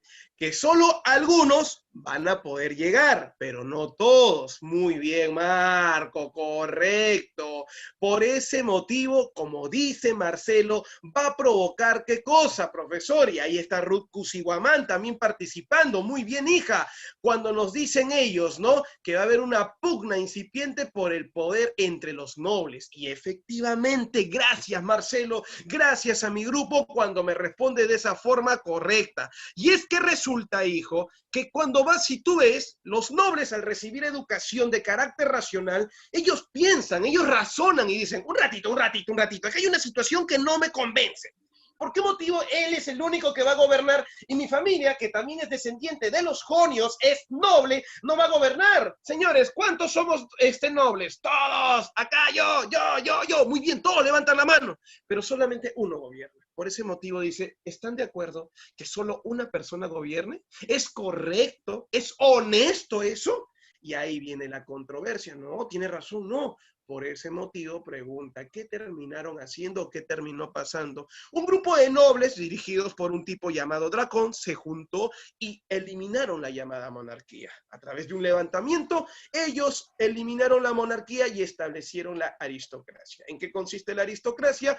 En el llamado dominio de la llamada nobleza terrateniente. Los terratenientes dirigidos por Dracón, los grandes conquistadores, descendientes de los que, descendientes de los llamados jonios, ahora son los amos y señores del poder político. La aristocracia de Dracón necesitaba de leyes severas para poder evitar cualquier levantamiento. Y es por ese motivo que para poder eliminar legalmente la monarquía va a crear un código de ley que es en toda Europa, en Grecia principalmente, el primero en su historia. Por eso que es el primer código de ley escrito en Occidente, llamado el código, apunta, draconiano. No te olvides, correcto, ahí está Saulo cuando dice duras lex, correcto, el código draconiano, el código de leyes duras o severas. Cuando tú dices duras lex, hijo, lex es ley. Duras, correcto, vamos a decir drásticas, leyes drásticas, el código draconiano, aquel código de leyes severas, de leyes radicales, como por ejemplo, ¿qué cosa establecía el código severo de Dracón? Este código severo, y gracias a Andrea Chequere, justamente es el llamado código que establece leyes radicales como la ley de la esclavitud por deudas. Para todo aquel que no paga su deuda, simplemente se vuelve esclavo. Severo, la ley que eliminó también la monarquía y en su lugar crea un cargo, el cargo de arconte. Arconte ahora va a ser llamado así al gobernador de Atenas. ¿Pero cuántos, profe? ¿Uno solo? No. Este gobernador, correcto, comparte el poder. ¿Cuántos van a ser ahora con todos ustedes? Cuando hablamos del arconte, acá estamos hablando nada menos y nada más que de 9 arcontes. O sea, profe, él establece un gobierno de 9 arcontes. Los arcontes son una especie de reyes, repito una vez más, que se encargan de la administración política de toda Atenas.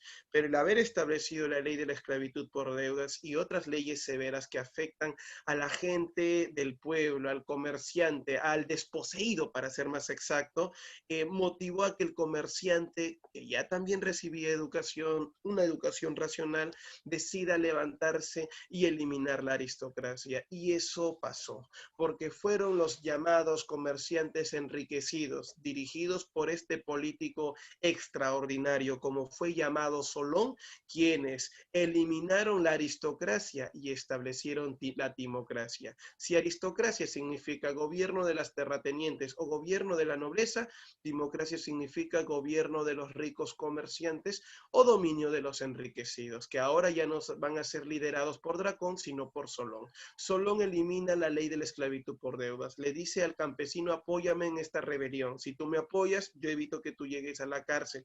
Y establecieron, pues, eliminar la ley de la esclavitud por deudas. Por otro lado, estos 9, correcto, arcontes, que son los nuevos gobernadores, muy bien, arcontes ahora van a tener una competencia. Solón va a establecer la competencia del poder ejecutivo y va a crear el poder legislativo, la institución encargada de la elaboración de leyes, que comúnmente se le llama Senado. En pueblos como Roma, por ejemplo, y otras culturas se le llamaba Senado. Ellos, ¿cómo lo van a llamar? ¿Se acuerdan de casualidad? Ellos con Solón van a establecer a 300, imagínate, 300 personas que tienen una edad, pues en realidad alta, porque dicen que si son ancianos, con mayor razón tienen experiencia. A ese Senado se le conoce con el nombre de ¿qué? Muy bien, Marquito, se le llama bule. Correcto, muy bien, campeón, se le llama bule. La bule viene a ser justamente, pues en sí, vamos a decir, el Congreso de la democracia. Ellos crearon leyes, como por ejemplo la ley de los censos. Estableció el primer censo de Atenas, con el cual supo cuánta población tenía Atenas. No contento con saber solo cuánta población tenía Atenas, también buscó algo más. ¿Qué cosa buscó el estimado amigo Solón? En la historia nos contarán que nuestro amigo llamado Solón, por favor no te olvides, ya, muchachón, rapidísimo, que el amigo llamado Solón, ¿qué cosa hizo? Bien, nos cuentan en la historia que Solón organizó el primer censo y al saber cuánto ganaba cada familia, él los va a clasificar en qué, en clases sociales. Los más ricos en la parte alta y los más pobres en la parte baja. Nos dicen pues en realidad que según ese censo, ellos establecieron que las votaciones o la elección política de una persona se va a dar de acuerdo a sus ingresos económicos. En pocas palabras, los únicos que van a tener poder de elegir a su futuro representante político, porque son ricos, son los llamados comerciantes enriquecidos. Yo te hago una pregunta, ¿estás atentando políticamente contra el poder y la dominación de quién? Vamos, ahí te hago la pregunta. Si ya te acabo de decir que con la timocracia los ricos comerciantes querían ser los únicos que querían gobernar, ahora te hago la pregunta, una vez más, ¿a quién iban a afectar políticamente? Y con eso iban a impedir, en pocas palabras, su acceso al poder. Muy bien, claro. ¿Por qué motivo no hablo del campesino? Porque ese no tiene ni siquiera idea de lo que es la política. Ese está más preocupado en trabajar para darle de comer a su familia. Es a la nobleza, porque son los dos, los únicos protagonistas, que quieren una y otra vez tener el poder para satisfacer su necesidad correcta de clase. Entonces, cuando la nobleza, gracias Saulo, gracias Daniel, no tenía, pues en sí se veía afectada por el gobierno timocrático de los ricos comerciantes, es ahí donde le piden apoyo al campesino. Campesino, vemos que tu amigo, el comerciante, te ha traicionado. Yo te prometo algo. Si tú me apoyas, yo te doy ¿qué cosa? Así le dice, ¿ah? Yo te voy a dar a ti, amigo, así, ¿ah? Yo te voy a dar a ti tierra. Le dice así. Tierras. Ah, ¿de verdad? Sí, le estaba prometiendo una reforma agraria.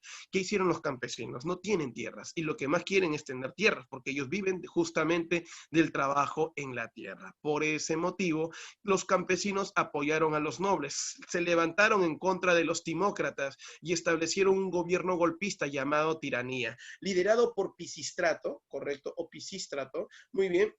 Quiero comentarte que ellos establecieron un gobierno autoritario y demagógico. Autoritario porque era radical. Demagógico, falsas promesas, como hacen todos los políticos actuales. Demagogia es eso, prometer, prometer y no cumplir.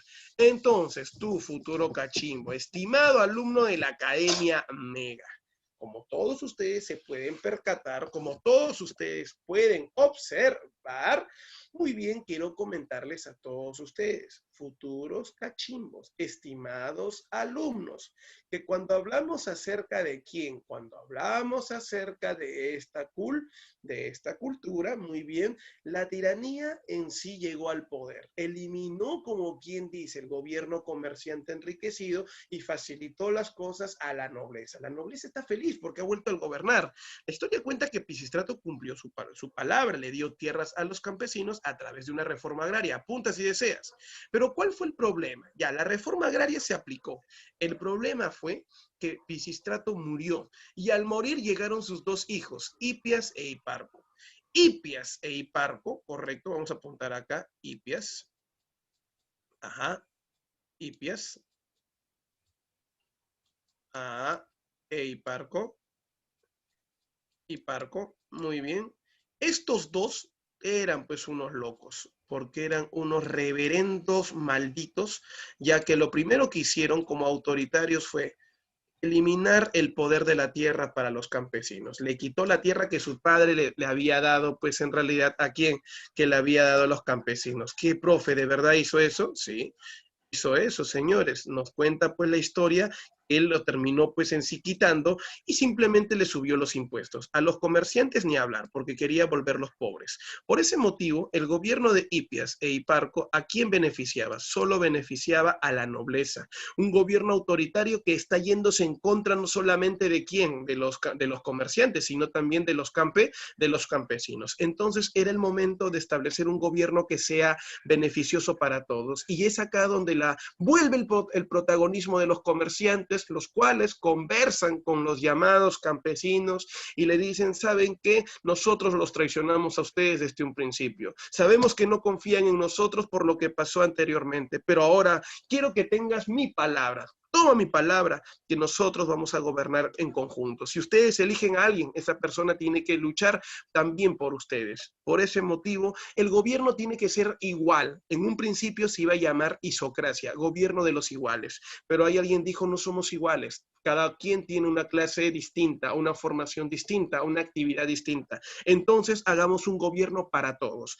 Ese gobierno que va a ser elegido por el pueblo, en favor del pueblo y gobernando para el pueblo, se le llama democracia. Fueron los demócratas dirigidos por Clístenes, un comerciante, quien va a liderar a campesinos y a todo aquel que estaba en contra de la tiranía. Fue así que pagaron a los llamados espartanos. ¿Para qué? Para que puedan derrotar a los tiranos y así Hipias e Hiparco ser asesinados.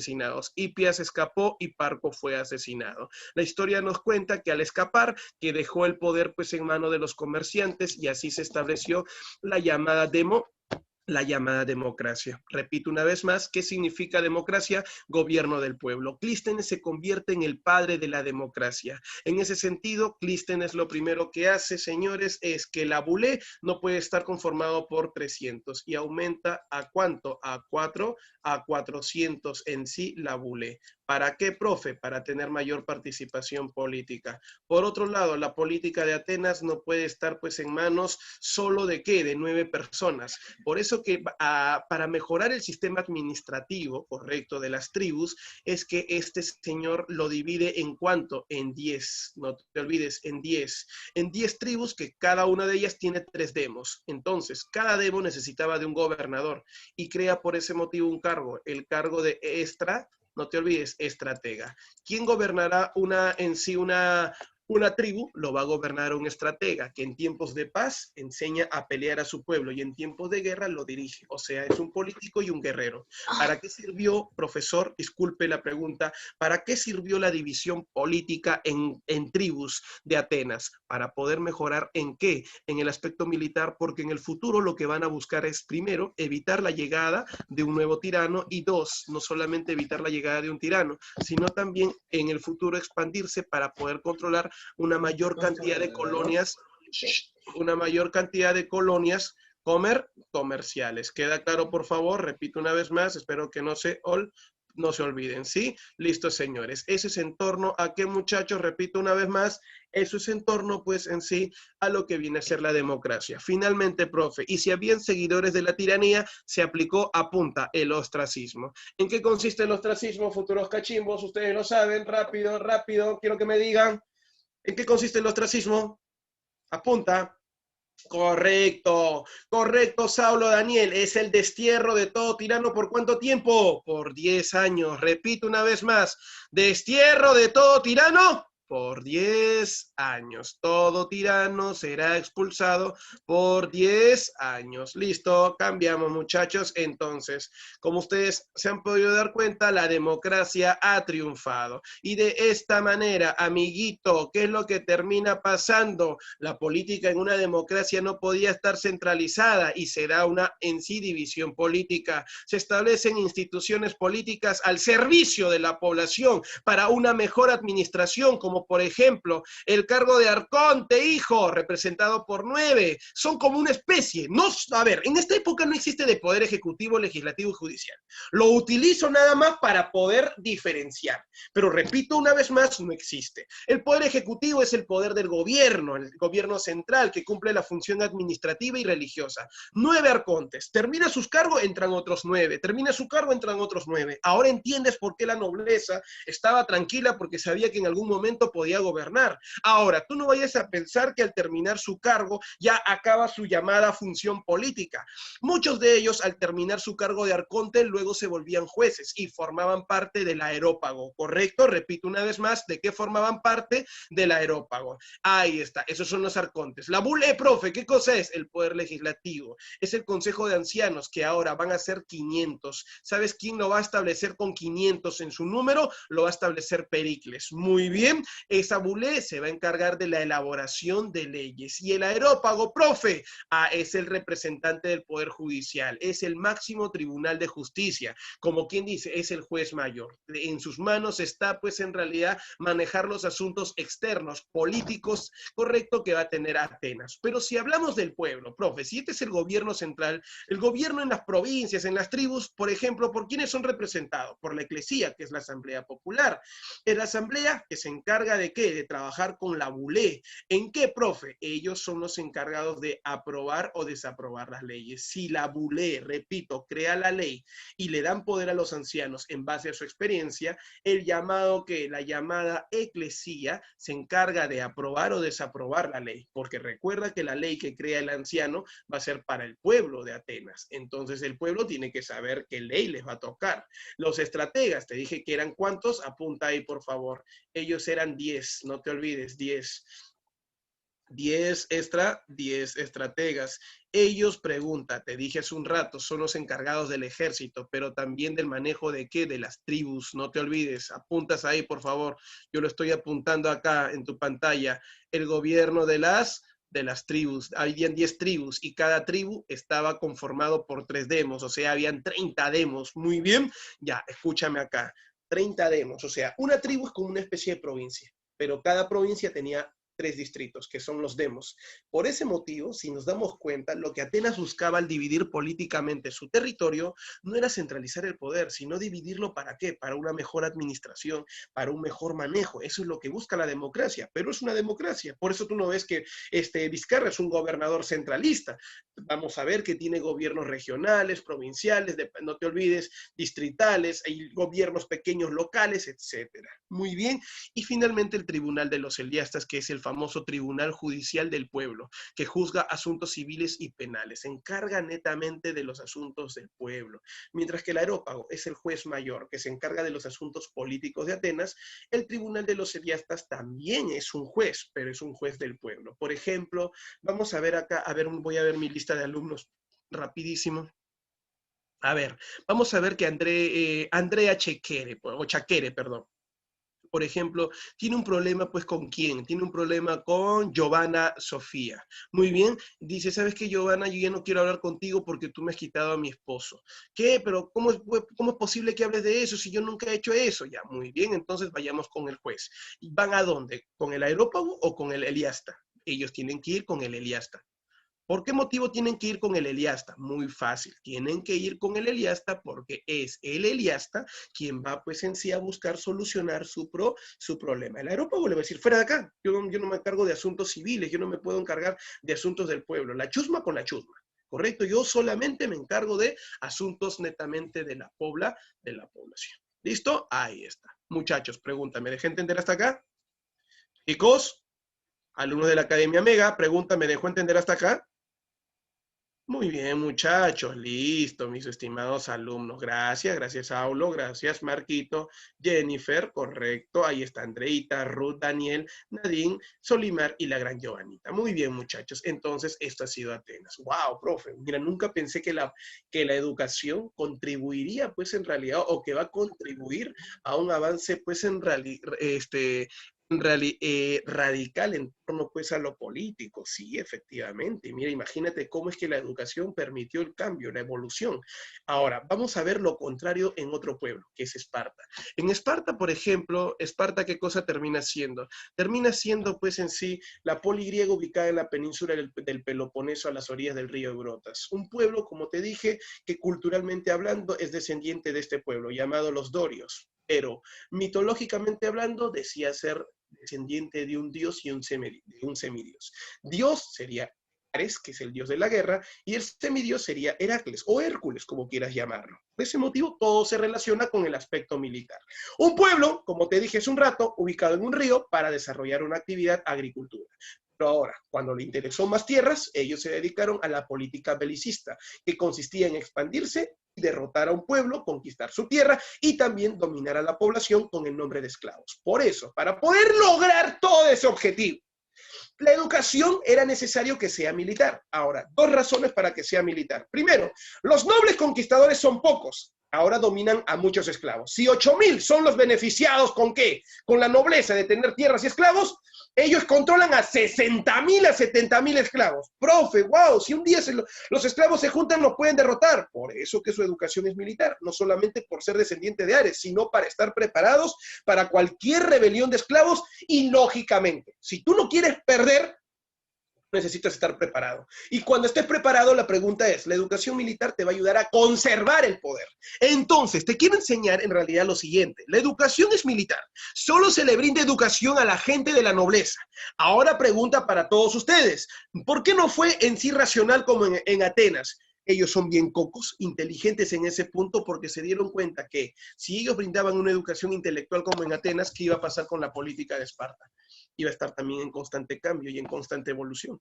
Si se han dado cuenta, la educación es física nada más, no desarrollan mente y por eso que el poder siempre estuvo en manos de ¿quién? Siempre estuvo en manos de no te olvides por favor, el poder siempre estuvo en manos de la nobleza. Por eso hay que recordar que su educación es clasista porque solamente se le brinda educación a la nobleza, es rígida porque es drástica, selectiva desde tu nacimiento, solamente se le brinda educación a los nobles, así que había que seleccionar a los buenos nobles. Y por ese motivo, si yo voy a hacer un estado militar, necesito buenos soldados al servicio de Esparta. Entonces, la historia cuenta que acá, todo niño al nacer era pues en sí era revisado y pasaba por una práctica llamada la la llamada eugenesia. ¿Qué es la eugenesia? La eugenesia es la búsqueda del cuerpo perfecto. Al niño recién nacido lo llevaban a un monte llamado a punta, monte Taigeto, y en ese monte estaba el sacerdote. ¿Quién lo revisaba? Si el niño gozaba de buena salud y estaba en perfectas condiciones físicas, a ese niño lo dejaban vivir. Pero que el niño que era flaco, escuálido, deforme físicamente hablando, a ese lo lanzaba de ese monte hacia el río Eurotas. ¿Por qué motivo? Repito, porque buscaba la perfección física. A eso se le llama selectiva. Ahora, recuerda tú, ¿por qué motivo es así, señores? Y militarista, porque todo, recuerda tú, todo joven espartano en el futuro tiene que proteger los intereses de la nobleza. Recuerda que la meta de todo soldado, ¿cuál era? Ser un hoplita. ¿Qué significa ser hoplita? Ser un sol, un soldado. Repito una vez más, ser hoplita, ¿qué significa? Ser un sol, un soldado. Esa era la meta final de todo, ¿qué? De todo de todo espartano. Por eso vamos a ver que la sociedad de Esparta es una sociedad elitista, militarista, esclavista, donde la nobleza, solo la nobleza, tiene tierras. A ellos se les llama espartiata o espartano. Entonces, en Esparta, la nobleza se le conoce con el nombre de espartiata o espartano. Repito, ¿cómo se le llama a la nobleza? Espartiata o espartano. Y ellos se les conoce con el nombre de homoioi. ¿Qué es un homoioi? Todos somos del igual origen, de igual que habla. Hemos nacido de un mismo origen. Todos tenemos los mismos privilegios. El espartano, correcto, o espartiata, que es la nobleza, en Esparta tiene tierras, esclavos y cargos políticos. Pero aquel que llegó después, quizá vino para enfrentarse, profe, contra el espartano. Bueno, si el espartano te ganó, te esclavizó.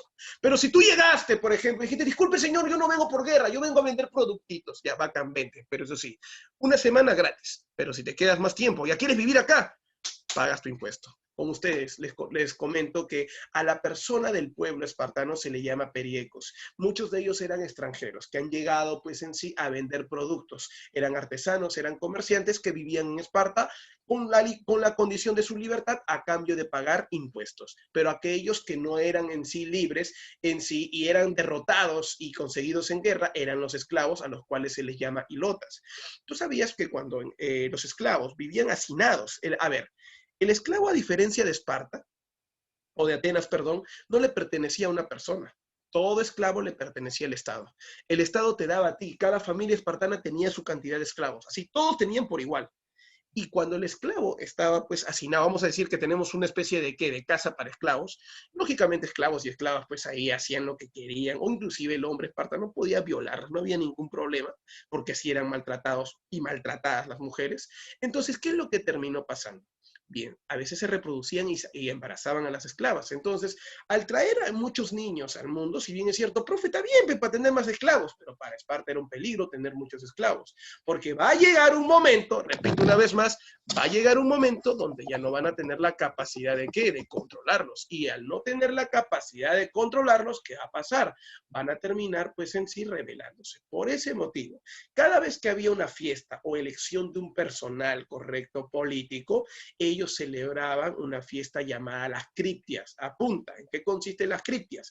En el asesinato masivo de esclavos. Repito una vez más, criptias es el asesinato masivo de esclavos. A los jovencitos que recibían educación en Esparta, los entrenaban pues matando esclavos. Uy, imagínate, desde chibolito ya te entrenaban para ser sicario acá en Esparta. Muy bien, así era, ya los esclavos lo mandaban, ya mátalos, pum, pum. Y como, imagínate, pues no, el espartano no solamente mataba a la sobrepoblación, sino también mandaba un mensaje al esclavo. Imagínate, le decía, mira esclavo, si mi chibolo con 16 años está destruyendo a toda tu familia, te está matando en pocas palabras, ahora imagínate qué te haríamos los adultos.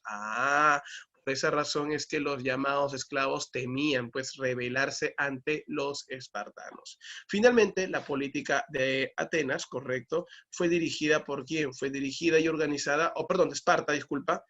La política fue organizada por un personaje legendario. En Esparta el organizador es el Licurgo. En Atenas ha sido Solón, pero acá en Esparta es el Licurgo. El Licurgo fomenta el gobierno aristocrático. ¿Qué significa eso? Que el poder solo está en manos de la nobleza. Por eso crea la constitución y limita el comercio. Ahora entiendes por qué Atenas es más comercial y Esparta es más agrícola.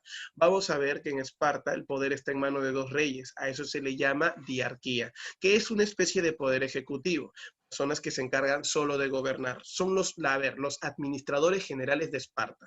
¿Correcto? Uno cumple función militar y otro cumple función religiosa. Debajo de ellos, algo parecido al Congreso es su gerucia. La gerucia es el poder legislativo. El Consejo de Ancianos crean leyes, ¿correcto? Se encargan de crear leyes. Muy bien. Y no te olvides, por favor, como son los encargados de crear leyes, ahora sí, no se olviden, ellos pues en realidad nos van a contar que son ancianos. ¿Cuántos ancianos participaban de la gerucia? 28 ancianos. Repito una vez más, 28 ancianos. Todos ellos tienen pues en sí un objetivo. ¿Cuál? Crear leyes. ¿Por qué le daban poder a los ancianos? A ver, hago la pregunta rapidísimo. Listo, Caticita, no te preocupes. Gracias. Al toque, a ver. Por su experiencia, el cual le daba muy bien Saulo sabiduría. Entonces, claro, más experiencia, correcto, Solimar. Muy bien, entonces, por ese motivo, el Consejo de Ancianos, llamado Gerucia, está conformado por 28 ancianos mayores a los 60 años, los cuales son los encargados de ¿qué? De crear las leyes. Pero ahora, la APEIA, que es la Asamblea Popular, conformado por todo espartano mayor a los 30 años, era el encargado de aprobar, acuérdate, apunta, APEIA se encarga de aprobar o desaprobar la ley elaborada por la Gerucia. Por eso que a veces había problemas entre la Gerucia y la APEIA. Finalmente, quien solucionaba estos problemas era el éforo, que es el poder judicial. Estaba conformado por 5 inspectores o llamados también jueces. Estos 5 jueces, que son los éforos, son en realidad personas ligadas a la religión espartana. Son una especie de sacerdotes. Y ellos son los que manejan el destino de Esparta. Si, por ejemplo, Esparta quiere ir a una guerra, no depende del rey, sino depende de los éforos. Como, por ejemplo, me imagino que ustedes han visto la película 300. Quizá algunos sí, algunos no. Pero aquellos que han visto esta película, que es a propósito recontra sangrienta, bien gore, y escapa un poco de la realidad, muy bien. Quiero comentarnos, ahí está Israel dice, nos dice Esparta. Correcto, señores. Quiero comentarles, pues, en realidad, ustedes miran una parte de la película y van a ver al rey Leónidas, ¿no? Quiere ir a la guerra y sube, pues, a una montaña donde están, pues, los éforos. ¿Qué hacen los éforos? Simplemente a Leónidas le dicen, no, no irás a la guerra. Esparta caerá. En tiempos sagrados tienes que respetar la ley de los dioses. Muy bien, Leónidas dice, ya, correcto. Entonces, al decirle que no puede ir, le está diciendo, no puedes llevar al ejército. Pero como ustedes ven en la película, al final Leónidas sí va a la guerra. pero va por su voluntad y no lleva al ejército de Esparta, sino a quien lleva. Solamente lleva a su guardia personal que estaba conformado por 300 soldados. Eso es justamente ¿qué? Buena Nadine. Justamente ahí claramente vemos que el rey, en pocas palabras, está de finta. Quien tiene mayor poder que el rey no son los reyes, sino los éforos. Entonces, si nos preguntan a nosotros en el examen de admisión, institución política que se encargaba del manejo del destino de Esparta. ¿Los que habla? ¿Los reyes o los éforos? A ver. Muy bien, señores. Listo, nada más. Ahora, ¿por qué motivo la política espartana es estática y no es cambiante como Atenas?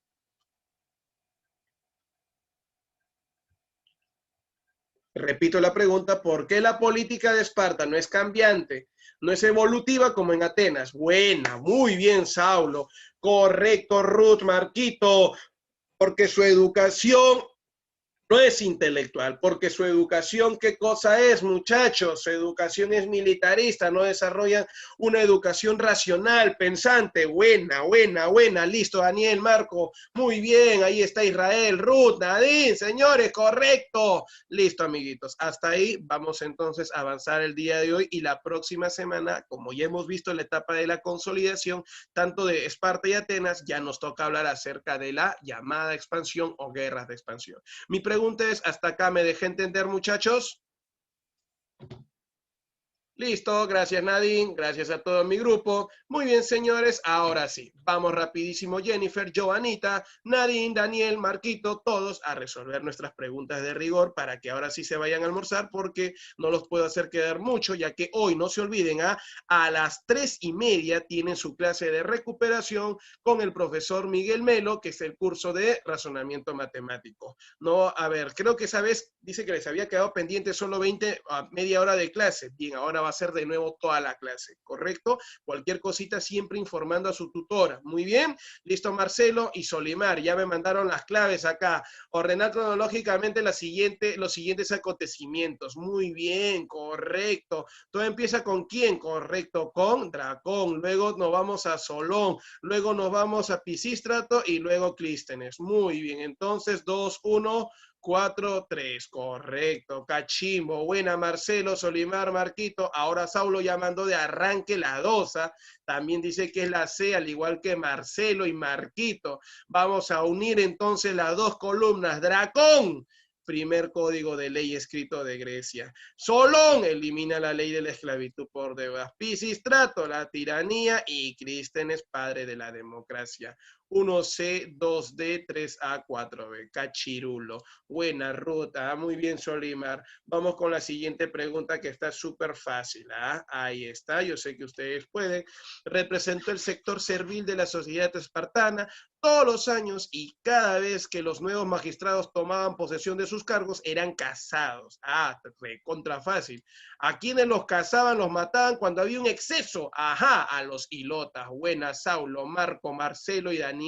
La civilización griega se desarrolló en el sur de la península ¿de qué? Correcto, de los Balcanes, mientras que en la región del Ática se desarrolló la ciudad-estado de Atenas. Buena, buena, buena, muy bien. Vamos con las 5. Uy, ay, ay, está facilito esa pregunta. Tú mismo eres, Preside la Gerusia, su cargo es vitalicio y posee la dirección del ejército. Pero ¿quién es el que preside la Gerusia? Y su cargo es vitalicio y posee la dirección del ejército. Hasta el día de su muerte, el rey, correcto, Leónidas. Muy bien, 6. Clase social ateniense que dominó la organización política, además de acumular todos los beneficios. Dice que son descendientes de los jonios. ¿Quién? Los eupátridas. Cachimbo, muy bien, Saulo y Daniel. Ahora sí, te lo dejo rapidísimo, la número 7, pregunta de la Pre-San Marcos. A ti que te gustan ese tipo de preguntas, ahí está la Academia Mega, full preguntas de eco, también preguntas pichanguitas si alguno postula pues a la Universidad Nacional Federico Villarreal, ¿correcto? ¿Qué tal el examen ayer? ¿De casualidad alguien dio el examen de Villarreal? Ese simulacro. Por ahí algunos dicen que sí, algunos dicen que no, profe, me quedé dormido, dicen. Ya, muy bien, al toque. Civilización cretense. Correcto, ¿con qué se relaciona? Con el Palacio de Nosos. La llamada civilización, no te olvides, micénica, con la guerra de Troya. Grecia arcaica, la formación de qué, muchachos. A ver, ¿dónde está? ¿Dónde está? la formación de polis. Grecia clásica, las guerras médicas, y la época helenística, la conquista del imperio persa. Después de haber pensado medio segundo, ¿cuál es la clave? Oye, rapidísimo. Ah, muy bien, todos llegamos a la clave, correcto. Ajá, B5, C4, correcto, D1, E3, listo, dedazo, buena, buena, buena, muchachos. Ahora sí, uy, ay, ay, esa pregunta ni a hablar, la 8, recontra conocí esa pregunta. Esas 4 preguntas son nivel Villarreal, como para que pichanguees. La civilización minoica fue una de las civilizaciones más importantes de la civilización egea. No obstante, su historia llegó a su fin cuando invadidos por los micénicos. Bien, para justificar su dominio, los dorios decían ser descendientes de ¿quién? Buena, buena. ¿Perseo? Oye, la 9, ¿cómo así me Perseo? Ah, muy bien, Daniel, correcto. Heracles, listo. Buena Ruth, correcto. Ahora sí, buena Saulo. Ahora Danielito se reivindica, al igual que Marcelo, Pierito, muy bien, y Ruth. Listo, señores, vamos con la 10. Al toque, la 10 también está fácil, ¿ah? No corresponde a la evolución política de Atenas. ¿Quién no corresponde, dice, a la evolución política de Atenas? Solón, Dracón, Pisistrato, Clístenes. Ah, ya, acá no habría clave. Acá la E era justamente la clave, porque hacía referencia a quién, a Pericles. Entonces ponemos ahí Pericles y esta sería la clave, porque si Solón, recuerda, Dracón, Pisistrato y Clístenes forman parte. La clave sería Pericles. Ya ponen por favor ahí Pericles. ¿Listo? Heredas, enano. 11. El mayor aporte de la civilización griega a la humanidad lo encontramos en la democracia. Recuerda, ajá, la democracia, ¿no? Sistema político que hasta el día de hoy persiste. Vamos con la 12. La región colonizada por los griegos al sur de la península itálica recibe el nombre de ¿qué? Acuérdate de Esparta. Muy bien, señores, dominando esa zona llamada la Magna Grecia. Dedazo, buena, Marquito, Yikawa y Daniel. Vamos con la 13, dice, es la institución política de Esparta, que gobernaba Esparta en tiempos de paz. Se encargaba de la administración de justicia y de tomar decisiones importantes dentro de Esparta. Ejemplo, ir a la guerra. Estaba conformado por 5 jueces, ya, de frente, éforos. Nación indoeuropea. A ver, ¿qué dice esa pregunta? Nación indoeuropea que llevó el hierro a Grecia, se ubicó en la península de Peloponeso. Facilito. ¿Cuál es? Dedazo, los dorios, buena, Marco, muy bien, ahí está Daniel, ajá. Ese es mi grupo, caramba. Ya, uy, no. Ya, ahora sí. Con esa, al toque, ya estamos despidiendo la clase y nos vemos a las 3:30 con su curso de razonamiento matemático. Rápido, rápido. ¿Qué dicen ustedes? A ver, indicar los enunciados correctos sobre Grecia clásica. Solo Grecia clásica. Nada que arcaica, nada que oscura, nada. A ver, Marco Yikawa dice que la sea. Su madre, Marco, pero tiene un ojo biónico. Ya el toque lo ha leído. ¿Qué dicen ustedes? ¿Qué dicen ustedes? Ajá, a ver, algunos están terminando de leer. Ya Marquito mandó su clave, dice que la sé. ¿Qué dicen ustedes por ahí? Daniel, Marcelo. Una pregunta de colegio es esa, no es es de colegio. ¿Qué dicen? ¿Qué dicen, mis muchachos? Ay, ay, ay. Buena, Jennifer. Ay, ajá, eso, muy bien, correcto, Jennifer. A ver qué dice por ahí el grupo en general. Hay alumnos que se han sumado esta semana recién. Bienvenidos, muchachos, a la Academia Mega. El Chupe, ¿qué dice el Chupe? Está emocionado el Chupe, dice. El sábado la hice, profe, dice. Cuidado, Solimar se va a molestar. Yo no sé, Chupe. Yo no sé. Te va a caer tastas, dice. Y te manda sopita, ya sabes. Listo, vamos. Indicar los enunciados correctos sobre Grecia clásica. Las guerras médicas se desarrollaron durante el siglo V y enfrentó a las polis griegas contra el imperio persa por el control del mar Egeo. El resultado al finalizar la guerra fue favorable para los griegos. Esto sí pertenece a la Grecia clásica. El nacimiento de la democracia es una consecuencia, pero si te dice nacimiento de la democracia no forma parte de la Grecia clásica, así que no es. Muy bien, listo. El enunciado es correcto, pero no pertenece a la época clásica. El siglo de Pericles es una consecuencia del triunfo griego en las guerras médicas, donde el legislador Pericles consolidó la democracia y logró el apogeo cultural, donde destacaron en el teatro y arquitectura. Es verdadero, sí pertenece a la Grecia clásica. La civilización cretense, considerada la cultura matriz de Occidente, donde la sociedad talasocrática destacó por el control de puertos comerciales. No obstante, su buena ubicación en la isla de Creta lo convirtió en víctima de invasiones indoeuropeas, cayendo entre los dorios, jonios y eolios. Oye, chochera, pero este forma parte de la civilización egea. Los únicos que pertenecen en sí a la Grecia clásica son la 1 y la 3. Correcto, mis alumnos que marcaron la clave. Y como siempre, muchachos, ¿quién está ahí? ¿Quién? El tío Bed, señores. Diciendo gracias totales por el avance del día de hoy. Ya saben, muchachos, nos estamos viendo hoy a las 3:30 con el curso de razonamiento matemático. De mi parte ha sido un agrado, un gusto formar parte de tu preparación y nos estamos viendo la próxima semana. Espero que la clase de hoy haya sido del agrado de cada uno de ustedes y nos vemos, pues, muchachos, ¿correcto? Próxima semana. Sigan estudiando, por favor. Cuídate, hija. Gracias, Jennifer. Gracias, Daniel. Ahí está Ruth. Gracias, Ruth. Chao, Saulo. Ruth. No te olvides, chao Marquito, gracias muchachos, nos estamos viendo la próxima semana. Nos vemos muchachos, gracias Marcelo, nos vemos, cuídense, chao Daniel, chao Andreita, cuídense, chao. Más tarde, no se olviden,